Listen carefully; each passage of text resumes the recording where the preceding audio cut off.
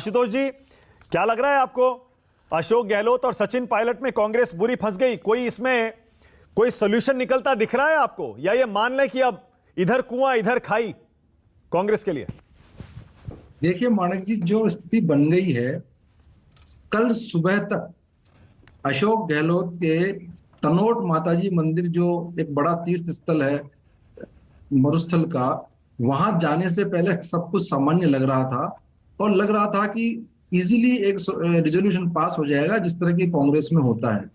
लेकिन 12 बजे से जो कहानी शुरू हुई, उसके बाद सारी स्थिति उलटफेर हो गया और जो कांग्रेस पूरी तरह दो धड़ों में बंट गई।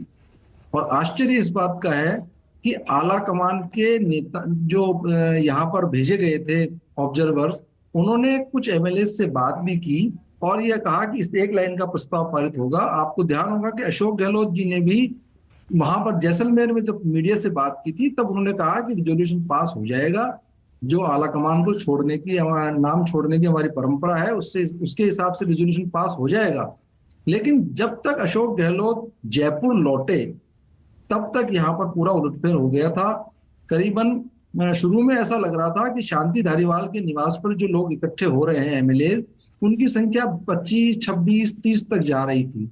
लेकिन जैसे जैसे शाम होती गई और विधायक दल की मीटिंग का समय आया, तो ये संख्या 70, 80 और गहलोत गुट का दावा है कि ये 92 तक पहुंच गई। आपका क्या कहना है? आपकी खबर क्या है आशुतोष जी? कितने विधायक हैं अशोक गहलोत के साथ 108 में से? मेरी जो सूचना है उसके हिसाब से इनके पास करीबन 85 विधायक इनके पास पुख्ता हैं। ओके, यानी जो अशोक गहलोत यानी बाकी सचिन पायलट के साथ हैं, ये मान लिया जाए? नहीं, उनमें कुछ लोग जो हैं वो न्यूट्रल हैं। करीबन 15-16 विधायक सचिन पायलट के साथ हैं, बाकी कुछ विधायक न्यूट्रल हैं और 85 के लगभग विधायक अशोक गहलोत के साथ हैं। क्या ये जो 85 विधायक हैं आशुतोष जी, क्या ये पूरी तरह से बगावती मोड में हैं, और क्या ये सचिन पायलट को स्वीकार किसी कीमत पर नहीं करेंगे, चाहे इस्तीफा देना पड़े, चाहे सरकार का त्याग करना पड़े, बलिदान करना पड़े? नहीं, देखिए, जो इनके लोगों से मेरी बात हुई है उससे ये लगता है कि इनकी बगावत, वो अपने आप को बगावती नहीं कहते। वो कहते हैं हम अपनी बात कर रहे हैं। जो डेमोक्रेसी है विधायकों की, उनको वो पुराना उदाहरण देते हैं कि राजस्थान में रामनिवास मिर्धा जी के समय, हरदेव जोशी जी के समय बाकायदा बैलेट से वोट डाल करके मुख्यमंत्री का चुनाव हुआ था।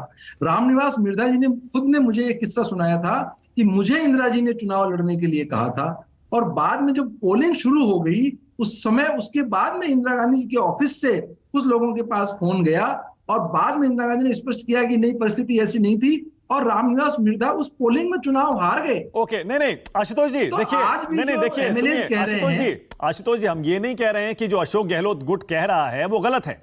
मैं बिल्कुल नहीं कह रहा हूं ये, क्योंकि जाहिर है अब विधायक हैं और वो सही कह रहे हैं। जो विधायक दल में डिसीजन होता है वही होता है, और विधायक अशोक गुट खेमे के ये कह रहे हैं, अशोक गहलोत के, कि हम पर आला कमान से ये सचिन पायलट का नाम थोपा जा रहा है।